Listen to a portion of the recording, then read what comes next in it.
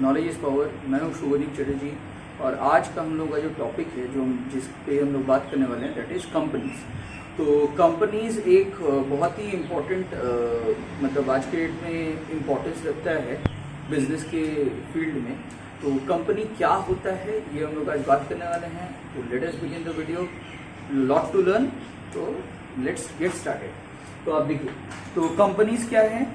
सबसे पहले आप देख पा रहे हो कि it is an artificial person.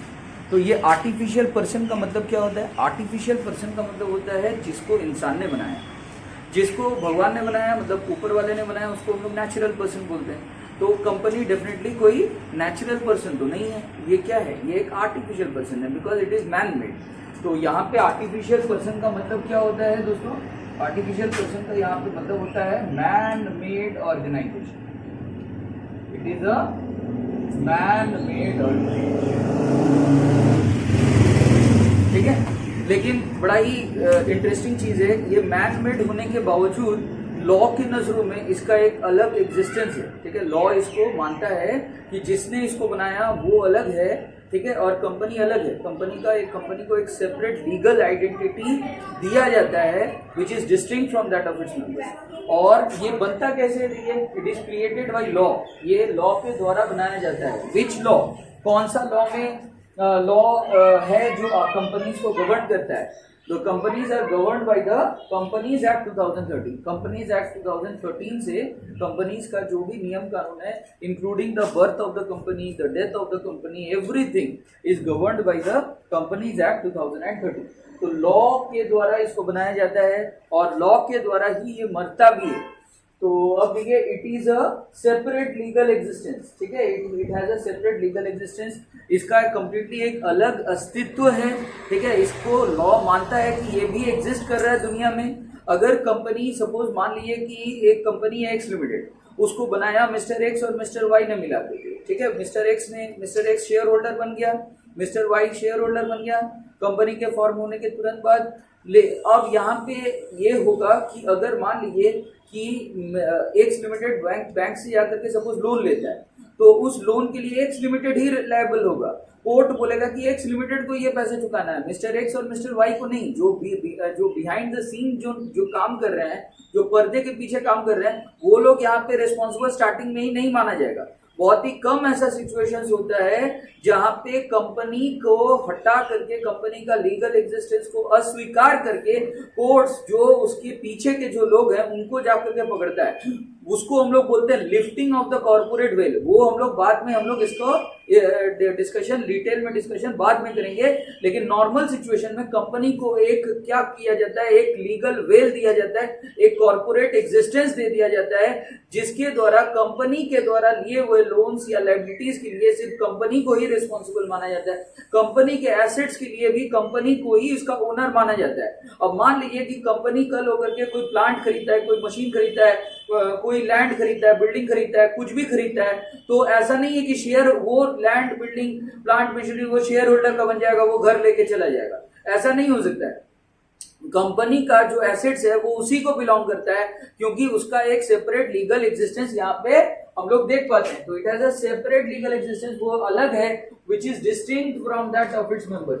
जो मेंबर्स मतलब जो लोग कंपनी के मालिक होते हैं, उनको हम लोग यहाँ पे मेंबर्स बोलते हैं। बहुत सारे लोगों का गलत कंसेप्ट होता है, बहुत कोई बोलता है कि डायरेक्टर कंपनी का मालिक है। डायरेक्टर कंपनी का मालिक नहीं है, वो मैनेजमेंट का पार्ट है। He is a part of the management of the company, he is not the owner of the company. The owners of the company are called as the members को sign करना पड़ता है memorandum of association में। Company का एक legal document होता है which is called as memorandum of association. Memorandum of association में जो लोग सब्सक्राइबर्स होते हैं, जो लोग सिग्नेचर करते हैं, सिग्नेटरीज होते हैं, they are called as the members of the company, ठीक है। अच्छा, इन मेंबर्स को बाद में कंपनी फॉर्म होने के तुरंत बाद या फॉर्म होने के साथ साथ इन लोगों को कुछ शेयर्स दे दिया जाता है, शेयर्स अलॉट कर दिया जाता है। तो यही मेंबर्स बाद में जाकर के बन जाते हैं शेयर होल्डर्स। तो मेंबर्स बिकम शेयर होल्डर्स।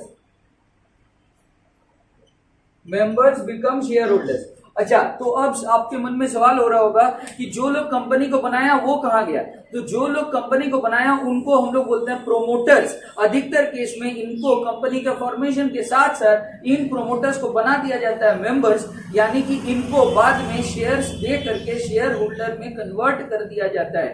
तो प्रोमोटर्स वो लोग होते हैं जिन्होंने कंपनी को बनाया, लेकिन प्रोमोटर्स का कंपनी के प्रति जो वो कंपनी के फॉर्मेशन से रिलेटेड जो काम वाम किया होगा उसके लिए वो कंपनी से जब तक कंपनी स्पेसिफिकली एग्रीमेंट साइन नहीं कर दे प्रोमोटर के साथ, प्रोमोटर अपने द्वारा किए हुए खर्चों के लिए, अपने द्वारा जो जो वो सर्विसेज दिया है कंपनी के फॉर्मेशन के लिए, उसके लिए कोई रेम्युनरेशन क्लेम नहीं कर सकता है। इसके बारे में भी हम लोग बाद में हम लोग चर्चा करेंगे।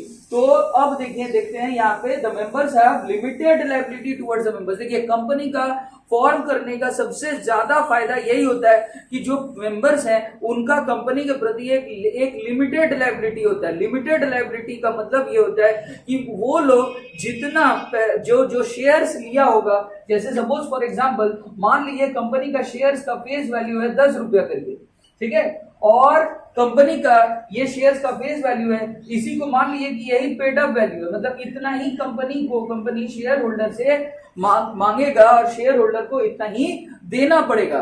तो इस केस में मान लीजिए शेयर होल्डर ने पूरा 10 नहीं दिया, वो पेड अप किया हुआ है अभी तक, ये फुल पेड अप वैल्यू था, ठीक है 10 रुपया, और कंपनी का actual paid up value company का शेयर होल्डर दिया है 8 रुपया। तो यहाँ पे कंपनी का शेयर होल्डर को और कितना रुपया देना है, 2 रुपया डिफरेंस देना है। ये 2 रुपया डिफरेंस के लिए ही वो लायबल रहेगा। This is the limited liability, this is the concept of limited liability। यानी कि what is limited liability? The concept of limited liability says that the members are liable only to the extent of unpaid amount of share capital। तो ये बहुत important बात है, मैं चाहता हूं कि आप लोग इसको लिख ले।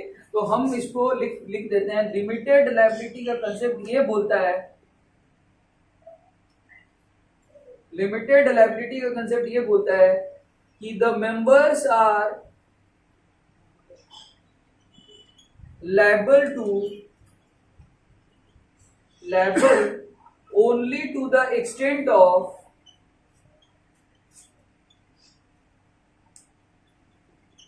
unpaid amount of shares। मतलब शेयर्स का जो अनपेड अमाउंट है बस उतना तक वो लोग पेमेंट करेगा, उससे 1 पैसा ज्यादा देने का लायबिलिटी उनका नहीं बिलोंग करता है, नहीं फॉर्म करता है। इवन दो हो सकता है कंपनी बहुत ज्यादा फाइनेंशियल प्रॉब्लम में हो सकता है, फिर भी मेंबर से वो 1 पैसा एक्स्ट्रा नहीं मांग सकता है, जितना उसका अनपेड अमाउंट ऑफ शेयर से बस उतना।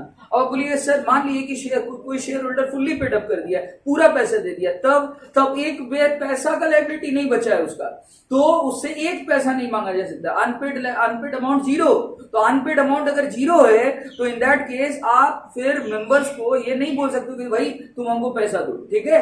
तो मेंबर्स का लायबिलिटी हमेशा लिमिटेड होता है, वो कभी भी unpaid amount of the shares को क्रॉस नहीं कर सकता है। अब देखिए नेक्स्ट पॉइंट है कि company has got परपीचुअल succession. Company का हमेशा याद रखिएगा परपीचुअल सक्सेशन होता है। परपीचुअल सक्सेशन मतलब कंपनी आज है, कल है, 100 साल बाद रहेगा, 500 साल बाद रहेगा, ऐसा हम लोग सोचते हैं। तो ये जो परपीचुअल सक्सेशन है इसका मतलब है कंपनी एक गोइंग कंसर्न है। अकाउंट्स के लैंग्वेज में अकाउंट्स का गोइंग कंसर्न वर्ड यूज करता है, और कंपनीज के केस में हम लोग वर्ड यूज करते हैं, कंपनी लॉ में हम लोग वर्ड यूज करते हैं perpetual succession. Perpetual succession means company is a going concern, it will always be in existence unless and until it has been, जो लॉ उसको क्रिएट किया है वो लॉ जब तक उसको मार ना दे तब तक company will continue to live in existence. अब यहाँ पे एक बहुत इंपॉर्टेंट बात है, आप लोग ध्यान से सुनिएगा। मान के चलिए कि एक कंपनी के सारे मेंबर्स मर गए, ठीक है, सबका एक साथ डेथ हो गया, तो इन दैट केस फिर कंपनी का लीगल एग्जिस्टेंस का क्या होगा, फिर कंपनी का परपीचुअल सक्सेशन का क्या होगा। तो अधिकतर केस में ऐसी कंपनीज को गवर्नमेंट टेक ओवर कर लेता है। अगर गवर्नमेंट टेक ओवर कर लिया तब तो ठीक है, अगर गवर्नमेंट नहीं टेक ओवर किया तो इन दैट केस इस कंपनी को डिफर्म्ड कंपनी का कह दिया जाता है। ठीक उसी तरीके से जैसे एक व्यक्ति जिसका सांस तो चल रहा है लेकिन वो कुछ कर नहीं पा रहा है, तो उसको हम लोग कोमा में, डॉक्टर लोग बोलते हैं कि कोमा में चला गया है।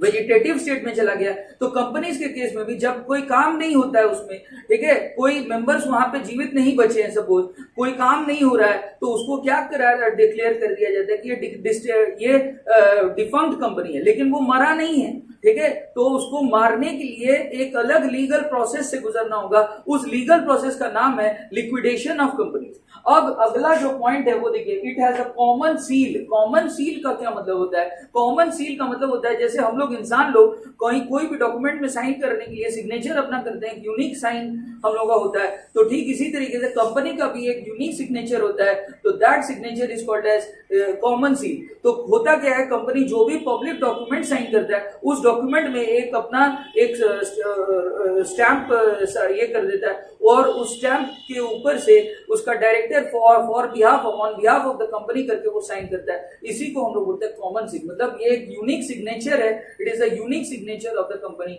Which can authorise all the documents that are signed and all the agreements that are signed by the company with the outsiders. I think the video is quite clear. आइए हम लोग अब और भी इसके बारे में समझते हैं।